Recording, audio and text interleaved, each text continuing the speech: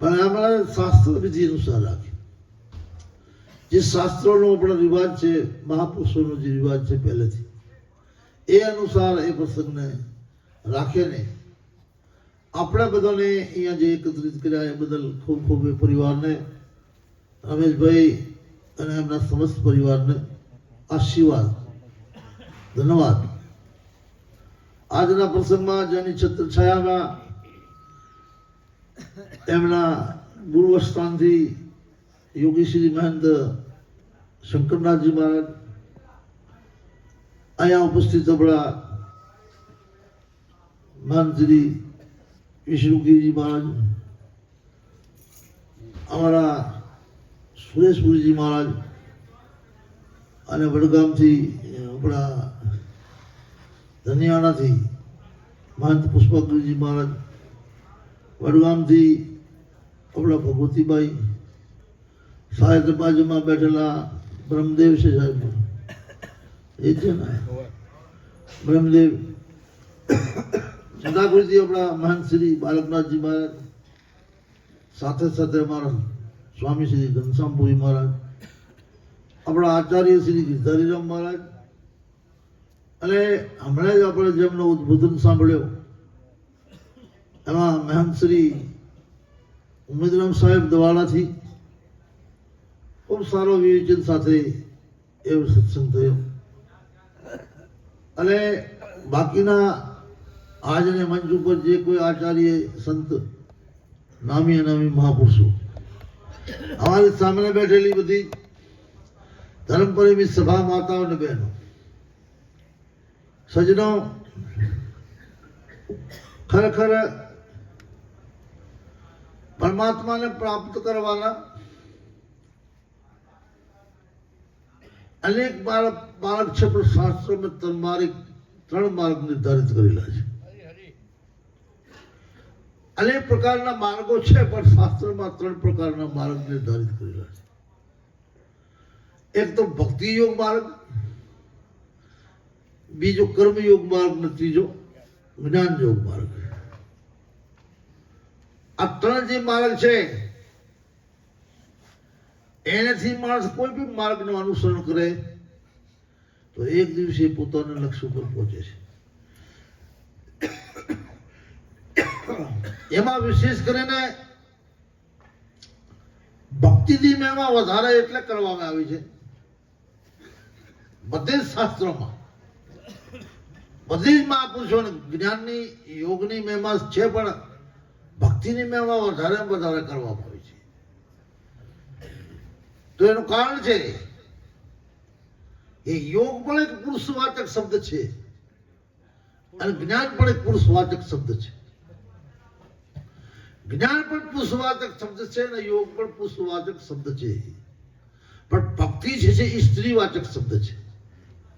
અહીંયા ભક્તિ અને એક પાસે માયા. માયા ક્યારેક યોગી ઉપર હુમલો કરી શકે, માયા ક્યારેક જ્ઞાની ઉપર હુમલો કરી શકે, પણ માયા ભક્તિ ઉપર હુમલો કરી શકે. સ્ત્રી ઉપર હુમલો ન કરી શકે. કરે સ્ત્રી ઉપર હુમલો ન કરી શકે ક્યારે. એટલે ભક્તિની મહિમા મહાપુરુષે બધે જ કરી છે, કારણ કે એને ઉપર હુમલો કોઈનો થાય એમ છે નહીં. પુરુષ ઉપર હુમલો કરે, પુરુષ ઉપર સ્ત્રી હુમલો કરી દે, પણ માયા પણ સ્ત્રી સંજ્ઞા છે, સ્ત્રીવાચક શબ્દ છે ને સ્ત્રીવાચક શબ્દ છે. એમાં એ બંને ઉપર કોઈ નહીં કે બીજેનું. અત્યારે પુરુષ ઉપર કદાચ ઘણી સ્ત્રીઓ સાચો કે ખોટો એવો કેસો કરતી હોય છે, પણ સ્ત્રી ઉપર એવો કેસ કરવા જાય તો એ કેસ ક્યારે સાબિત થાય નહીં. થાય કોર્ટમાં ન રાખે.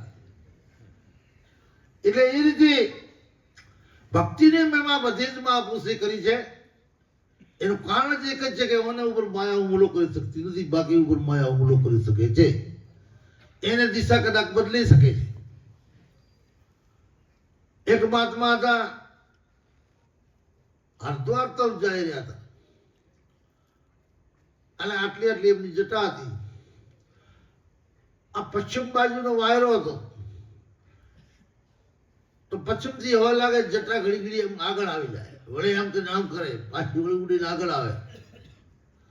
મહાત્મા કંટાળ્યો, આમ ચટાણ કીધું ચાલો ગંગલી ફંગલી કરીને જાઓ, દ્વારકે જાઓ. કે મારા ગંગાજી નથી જાવ, દ્વારકા નથી. ગંગલી ફંગલી કરીને નથી જાવ દ્વારકે, કારણ કે દિશા બદલી દીધી. એમ બીજોની દિશા એ માયા બદલી શકે છે, પણ ભક્તિની દિશા બદલી શકતી નથી સજનો.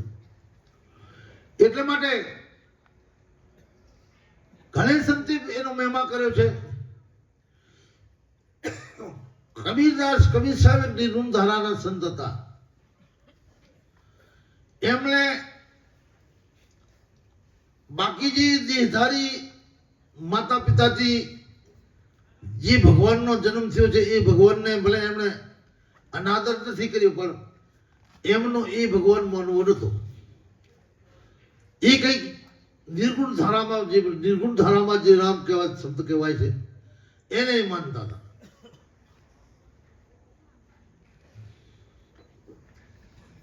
એમણે રામની 4 વ્યાખ્યા કરેલી છે. રામ ચારો કહીએ 3 રામ વ્યવહાર. રામ 4 છે પણ 3 રામ વ્યવહારિક છે. राम चारों कहिए 3 राम व्यवहार, चौथो राम स्थान है ताको कर विचार.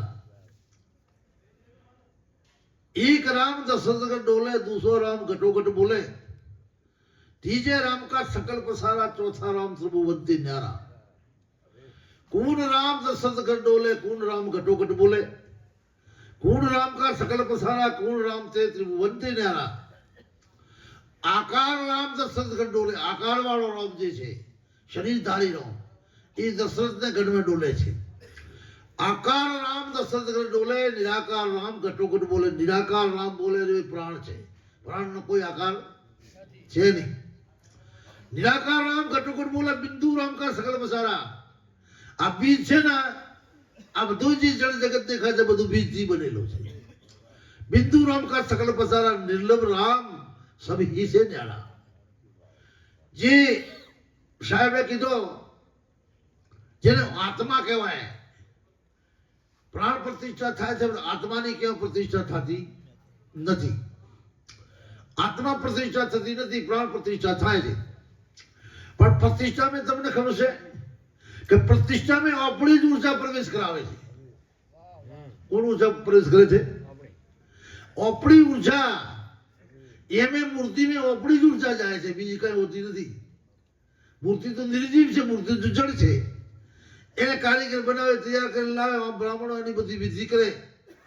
અને છેલ્લે જે જોણકાર પંડિતો છે, લગભગ તો એ બધા કરાવતા હશે,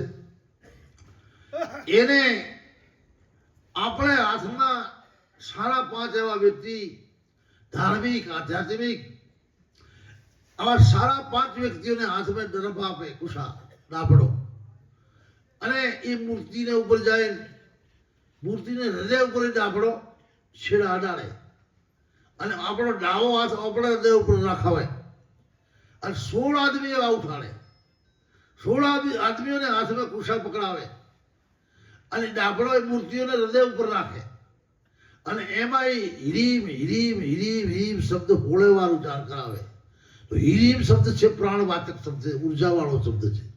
અને આપણી પોતાની જે ઉર્જા હતી ને એ મૂર્તિ ઉતરી છે. કોણ ઉતર્યું છે? આપણી પોતાની ઉર્જા એ મૂર્તિમાં ઉતરી છે. અને પછી મૂર્તિને પ્રતિષ્ઠા કરવામાં મૂળ આપણી જ ઉર્જા. તમને ખબર છે શક્તિ ક્યાંથી ઉપરથી નથી પડી.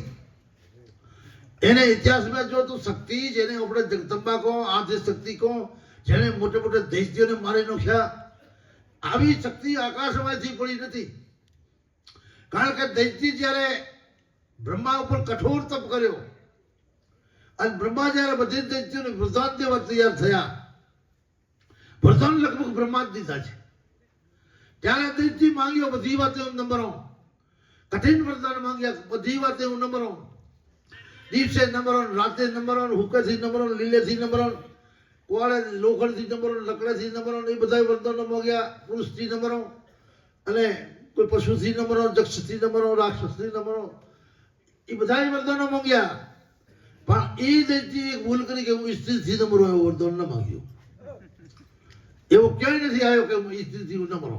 કારણ કે સ્ત્રી એ ગણતા નહીં, કારણ કે સ્ત્રી તો મારો બગાડે હું. સ્ત્રીથી વરદાન દૈત્ય ન માંગ્યો એટલે સ્વયં ભગવાનને સ્ત્રી બનવું પડ્યું. સ્ત્રી બનીને હીર મારવા પડ્યા. બ્રહ્માજી કીધું આ ઠીક છે, એક વાત ભૂલી ગયો છે, એ હારો કર્યો છે.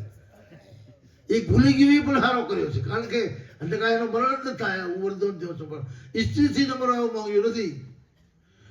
તો સજનાઓ, એ સ્ત્રી ભગવાન પોતે સ્ત્રીનું રૂપ ધારણ કરીને રાક્ષસોને માર્યા છતાં પણ જ્યારે મહિષાસુર જેવા તારકાસુર જેવા રાક્ષસો થયા એ તેમની અંદર એને મારવો, એ બ્રહ્મા વિષ્ણુ મહેશ દેવી દેવતા બધા લડી રહ્યા હતા. કોઈથી કાંઈ એનો બગડતો નતો. અને ત્યારે બધા ઋષિઓ મુનિઓ મનુષ્યો દેવતાઓ બધા ભેગા થયા કે હવે ઓને મારવા માટે શું ઉપાય કરવો, કે ઓને એક શક્તિથી અસ્ત્રીથી ન મરવા વરદાન માંગેલો નથી. તો એવી શક્તિ આપણે ઉત્પન્ન કરીએ કે આપણે થોડો આપણો તપનો અંશ, ભક્તિનો અંશ એક જગ્યા એકત્રિત કરીએ. એમણે પોતાની જે ઉર્જા હતી, પોતાની ઉર્જા એક જગ્યા ઉપર એમણે બધી સંકલ્પ કર્યો અને એ ઉર્જામાંથી આદ ભવાની શક્તિ ઉત્પન્ન થઈ. આદ ભવાની ક્યાંથી ઉપરથી નથી પડી, આપણી શક્તિ એકત્રિત બનીને એક શક્તિ રૂપ ધારણ કર્યો. તો સજનાઓ, ભગવાનના ત્રણ રૂપ કીધા છે. કેટલા? એક પરમાત્માનો સ્વરૂપ છે વિરાટ સ્વરૂપ, બીજો હિરણાગર્ભ સ્વરૂપ છે, ત્રીજો આવ્યાકૃત શરીર છે. ત્રણ વિધ અમે પરમાત્માના શરીરનું વર્ણન છે. અને પરમાત્માની ત્રણ અવસ્થા છે. જેવા આપણા ત્રણ શરીર છે એ સ્થૂળ સૂક્ષ્મ ને કારણ, આપણા ત્રણ શરીર છે એવા ભગવાનના ત્રણ શરીર છે. હિરણાગર્ભ શરીર, આવ્યાકૃત શરીર ને વિરાટ શરીર. આપણી જેવી સફલ સુસુપતિ એ ત્રણ પ્રકારની અવસ્થાઓ છે. તુરિયા તો કોકને પ્રાપ્ત થાય છે, ત્રણ અવસ્થા બધા ભોગવે છે. સોપન સુસુપતિ ને તુરિયા અવસ્થા આપણી જે છે ત્રણ, એવી ભગવાનની ત્રણ અવસ્થા છે. ઉત્પત્તિ, સ્થિતિ અને લય. હરેક જીવોની ઉત્પત્તિ થવી ભગવાનની ઉત્પત્તિ અવસ્થા છે. હરેક જીવ આ પૃથ્વી ઉપર આવે વસે એની સ્થિતિ અવસ્થા છે. અને હરેક જીવ આખી ખતમ થઈ જાય, લય થઈ જાય, એ ભગવાનની લય અવસ્થા છે. ત્રણ પ્રકારની ભગવાનની અવસ્થા પણ છે. અને ભગવાનનો જે વિશાળ આજે આપણા મનુષ્ય શરીર, પશુઓના શરીર, વિશાળ સમુદાયમાં જે ભેગા થાય ભગવાનનું વિરાટ શરીર ગણાય છે. શું ગણાય છે? ભગવાનને કેવો જોવો હોય ને તો બીજી દ્રષ્ટિમાં રાખજો. આવો વેદ એવો છે કે વધારે જે સ્થૂળ શરીર ભેગા થાય ભગવાનનો વિરાટ સ્વરૂપ છે. અને બીજે હરેક જીવોના જે ગુપ્તંગ છે એ ભેગા થવાથી ભગવાનનો હિરણ્યગર્ભ શરીર બને છે. અને હરેક જીવોનો જે અહંકાર છે એ ભેગો થઈને ભગવાનનું આવ્યાકૃત શરીર બને છે. આ બધો ત્રણ જીવો બધો હોય છે. કોઈ પણ જીવને શરીર પણ છે, કોઈ પણ જીવને ગુપ્ત ઇન્દ્રિય પણ છે, કોઈ પણ જીવની અંદર અહંકારને કરવું પણ છે. એટલે ત્રણ એકતા વિશાળ સમુદાયમાં ભેગા થાય ત્યારે ભગવાનનો શરીર બને છે. એટલે માટે કોઈ ભગવાનને બીજી રીતે ભગવાન કૃષ્ણને વિરાટ શરીર બતાવ્યો. વિરાટનો અર્થ એ જગત પૂરી ભેગી કરો એટલે વિરાટ શરીર ભગવાનનું થાય છે. વેદમાં એમ કીધું છે. સમજ્યા? એટલે માટે ભક્તિ કર્મયોગ એટલે બીજું કર્મ નહીં, ધ્યાન સાધના યોગ વગેરે પ્રાણાયામ વગેરે કરવો એને કર્મયોગ કીધું છે. અને આખિર જ્ઞાન એટલે સામાન્ય જ્ઞાન નહીં. સામાન્ય જ્ઞાન તો ખાવા પીવો, ઊંઘવો, જાગવો એ બધોને જ્ઞાન છે. આ મારી બા છે, આ મારી માસી છે, આ મારી ફૂઈ છે, મારા બાપા છે, મારા કાકા છે, એ બધોનું જ્ઞાન છે. એ જ્ઞાન નહીં. જે જ્ઞાન સંતોનું છે, પરમાર્થી જ્ઞાન છે, જે કલ્યાણ કરતા જ્ઞાન છે. હા, એ જ્ઞાન એવા ત્રણ પ્રકારના માર્ગો છે. પણ મેં કીધું પેલે માર્ગો ઉપર કદાચ માયા હુમલો કરે પણ ભક્તિ ઉપર હુમલો કરી શકતી નથી. કબીર સાહેબે પણ એ વાત કરી છે. નિર્ગુણ ધારાના સંત હતા પણ એમણે ભક્તિની વારવાર વિશેષતા કરી છે. એમ કીધું છે પ્રેમ ભક્તિ હૃદય નહીં અને જ્ઞાન કથે બેહદ. પ્રેમ ભક્તિ તો હૃદય છે નહીં.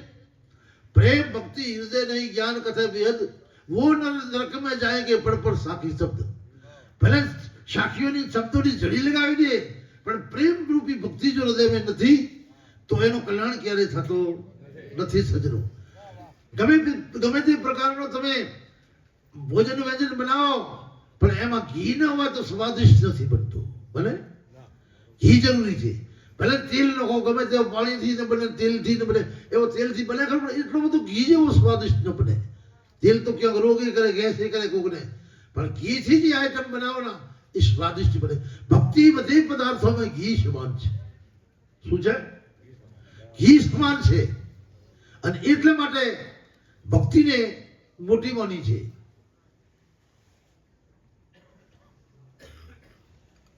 બધી જ મહાપુરુષે ભક્તિનો વર્ણન કર્યું છે. નરસિંહ મહેતા પણ કીધો છે ભૂતળ ભક્તિ પદાર્થ મોટો એ બ્રહ્મલોકમાં નહીં. પુણ્ય કરી અમરા પર પહોંચ્યા ફેર અંતે 84 માઈ. હરિના જન મુક્તિ માંગે માંગે માંગે વાર અવતારા. નિત્ય સેવા કીર્તન વર્ષ નિર્ગમાનંદ કુમાર. અરે ભૂતળ ભક્તિ પદાર્થ મોટો બ્રહ્મલોકમાં નહીં. અને આખિર में નરસિંહ में તો એમ પણ કહે છે હરિના જન મુક્તિ નથી માંગતા. અને બીજે નંબર में કહે છે આજે આપણો ભારત દેશ છે, ભારત દેશમાં જન્મ ધરીને જેને ગોવિંદના ગુણ ગાયા, આ ભારતખંડ જેને કહેવાય, ભારતખંડમાં જન્મ ધરીને જેને ગોવિંદના ગુણ ગાયા, ધન ધન એની માત પિતાને સફળ કરી એની કાયા. ભૂતળ ભક્તિ પદાર્થ મોટો બ્રહ્મલોકમાં નહીં. પુણ્ય કરે અમરા પર પહોંચ્યા અંતે 84 માં. ભલે કેટલું પુણ્ય કરીને અમરા પર બરાબર પુણ્ય ખતમ થયું, પાછા વળી આવીને ફિટ થઈ ગયા. અને આખી નરસિંહ તો ફિર ભી કે છે ધન વંદના વન ધને લીલા ધન બ્રજના વાસી. અષ્ટ સિદ્ધિ સતને આંગણીએ નાચે મુક્તિ છે નિદાસી. એને મુક્તિ ખોળવાને જવું પડે, એને ભક્તિ મતા બનવો પડે, ભક્તિ કરવી પડે, સાગોપાક ભક્તિ કરવી પડે તો સજનો મુક્તિ પણ આવી જાય ને સિદ્ધિ પણ આવી જાય. એટલે ધન વંદના વન ધને લીલા ધન બ્રજના વાસી. અષ્ટ સિદ્ધિ અને ઓગણમાં રાતે મુક્તિ છે એની દાસી. મુક્તિ તો એની દાસી થઈને આવેલા, મુક્તિ ખોળવાને જવો પડે. અને ભૂતળ ભક્તિ પદાર્થ મોટું બ્રહ્મલોકમાં નહીં. અને એ રસ સાગર શંકર જાણે. આ રસને ભક્તિ રસને કોણ જાણે? એક તો શંકર ભગવાન મહાન ભક્તિ કરી. એ રસ સાગર શંકર જાણે, કા જાણે સુખ જોગી. થોડોક સુખ જોગી જાણતો. એ રસ સાગર શંકર જાણે, યા જાણે સુખ જોગી. કઈક બ્રજની ગોપી જાણે, ભણે ન સહયો ભોગી. સમજો?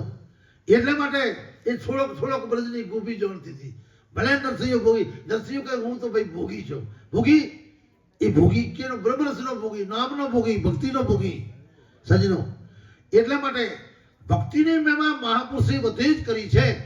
અને આપણે જો કદાચ ભક્ત બની જઈએ તો એની પાછળ યોગી આવી જાય, એની પાછળ જ્ઞાની આવી જાય, ધ્યાની આવી જાય, બધું આવી જાય. સમજો? શ્રેષ્ઠ અને શ્રેષ્ઠ એક ભક્તિ માર્ગ છે. તો આ હરેક ભક્તિ માર્ગમાં પ્રધાનતા કોની છે?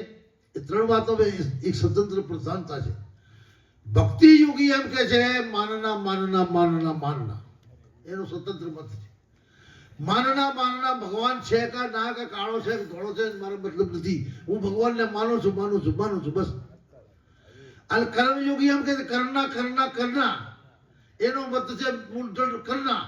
એ કર્મ મારે કરવો, એ ભગવાન મને મળે કે ન મળે, મળશે કે ક્યારે મળશે, એનો મારે કઈ જરૂર નથી. મારે એ કર્મ કરવું ને કરવું.